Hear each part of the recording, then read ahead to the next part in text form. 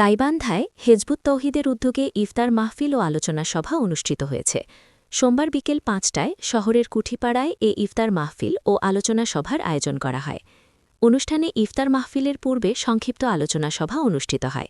এতে বক্তব্য রাখেন হেজবুত তৌহিদের রংপুর বিভাগীয় সভাপতি আব্দুল কুদ্দুস শামীম, গাইবান্ধা জেলা সভাপতি মোহাম্মদ জাহিদ হাসান মুকুল।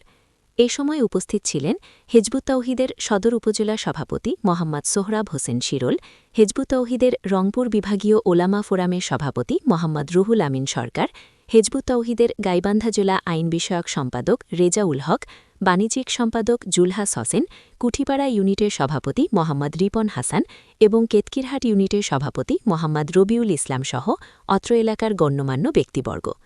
আলোচনা শেষে দেশ ও জাতির ধর্মপ্রাণ মুসলমানদেরকে ঐক্যবদ্ধ হয়ে আল্লাহর দ্বীন প্রতিষ্ঠা করার লক্ষ্যে কাজ করার আহ্বান করা হয়।